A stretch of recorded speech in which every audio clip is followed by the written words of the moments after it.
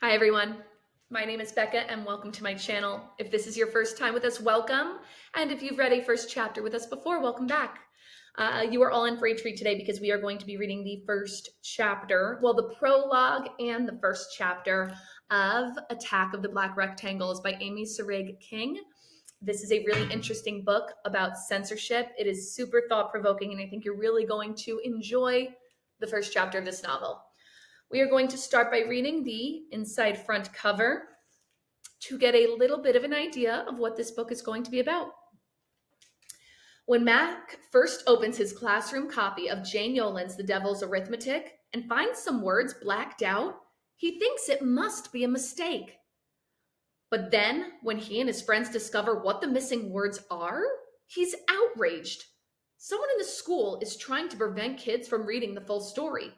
But who? Even though his unreliable dad tells him to not get so emotional about a book or anything else, Mac has been raised by his mom and granddad to call out things that are wrong. He and his friends head to the principal's office to protest the censorship, but she doesn't take them seriously. So many adults want Mac to keep his words to himself. Mac's about to see the power of letting them out.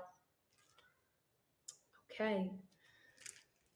We're going to dive on into that prologue chapter, which is titled The Adults Around Here. And there is a little quote underneath it that says, "I am here to protect all of us from the ugly world." And that was quoted by Laura Samuel Sett. That's an interesting thing to think about.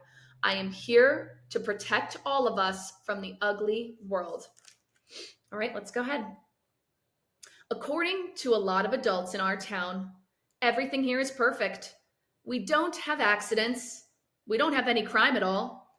We don't have Halloween anymore or junk food. We don't have bad thoughts. We don't use any bad words like cancer or death or sex or donut. And I do want to point out that those 4 words are crossed out to show the censorship. A lot of people thank Miss Laura Samuel Sett for this. She's as famous as a person can get in our town, and probably the only reason the local newspaper is still in print. Everyone reads her letters there. Miss Sett is also a 6th grade teacher, but the adults around here are her students as much as kids like me who pass through her classroom at Independence North Elementary School. Those adults join Miss Sett in letter writing, sitting on the town council and committees, and making rule after rule after rule. They seem to believe that rules equal safety. By making more rules, they are keeping us all safe and keeping the town's reputation spotless. Miss Sett thinks that if we even think about bad things, our whole town could fall right into the toilet of the world. Just like all those other towns, she says. The adults around here don't just keep our town safe from unsavory words and thoughts. They keep our town safe from unsavory people too. And if we believe what the adults around here say, then unsavory people are anyone who doesn't go to church, anyone who doesn't pledge the flag louder than the person next to them, and anyone who eats junk food. Most of us have to go to the next town over to do our grocery shopping so that we can buy Cheetos. My family has ignored the town's silly rules for as long as I can remember. We don't go to church. I don't pledge the flag overly loudly. And we eat a decent amount of junk food. My mom loves Oreos. I love Cheetos. And my granddad is a bona fide candy freak. Miss Sett wrote a letter to the paper one time about an elderly man who sits on Main Street always eating candy. She asked for him to be removed for his bad example to children. She was talking about granddad. Here's what he did in response. He started bringing me with him. Don't get me wrong, we eat really good homemade food and lots of fruits and vegetables, and I get a lot of calcium and vitamins and grains and protein and all of the other stuff in the food pyramid. There are much worse things in the world than junk food. Mom knows it because she works at a place that helps people grieve the death of their loved ones and helps people with cancer and other terminal illnesses. Granddad knows it because he fought in the Vietnam War. My dad sure knows it because he's always mad at something, like every single day.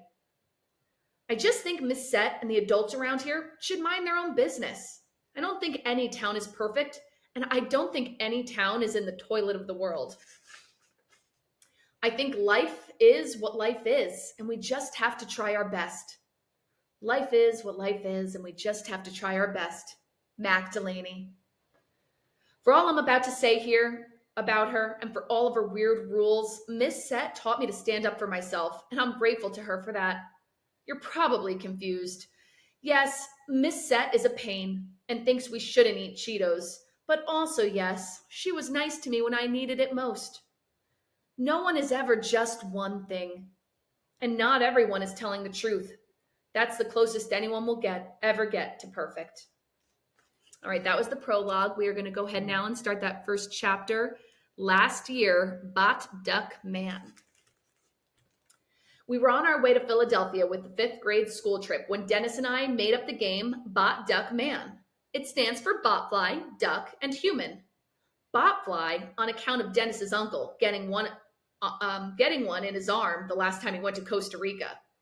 Duck, because we live in a town with a lot of ducks, and ducks eat insects, including, we figured, botflies.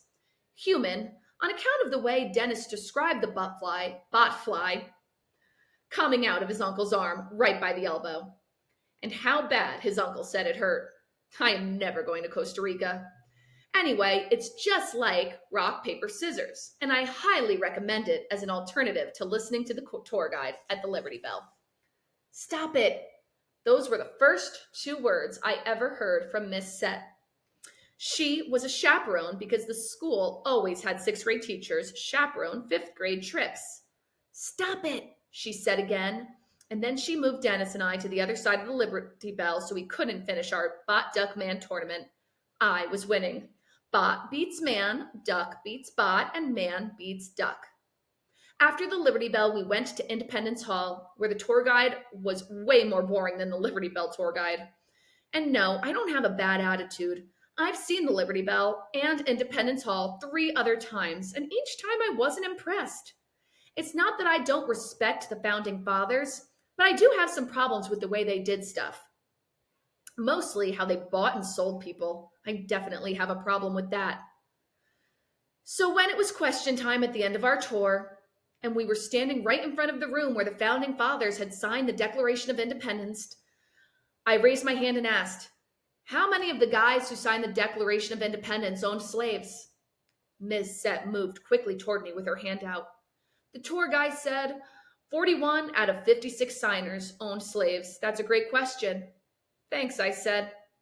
I'm white, so maybe this seems like a weird question, but just because I'm white doesn't mean I can't talk about what white people do wrong. We do a lot wrong. For starters, we don't talk about how 73% of the signers of the Declaration of Independence owned slaves. Miss Set stopped edging toward me once the tour guide answered, but she gave me a disapproving look while she listened to the next question. Marcy Thompson asked something about why women weren't invited to the whole signing party. Predictable. Marcy was always asking about women and how they need more rights. I'd been stuck in the same class with her since 1st grade. The whole time I thought she was okay, as long as you didn't say anything to her. Miss Set didn't say anything to Marcy then, or me, but I could tell she was taking notes in her head. On the bus home from the Philadelphia trip, the teachers made us sing Row, Row, Row Your Boat, like we were 1st graders. They made us do it in 3 different groups of singers so we could appreciate the harmonies. Dennis and I were playing a best out of 20 tournament of Bot Duck Man. He won both games during Row, Row, Row Your Boat because I can't sing and think at the same time. Then I lost my place in the song and sang out of sync with everyone until I just stopped singing altogether. Marcy Thompson leaned around the seat in front of us and chided, "You two should really pay more attention." "Are you a teacher now?" Dennis asked. "Trying to be a good friend," she said. Dennis looked like he was going to say something mean, so I said, "You're a great friend, Marcy, but you could probably be more chilled out." My mom taught me how to do that.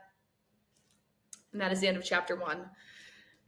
Really interesting stuff. If that first chapter interested you, grab this book, check it out.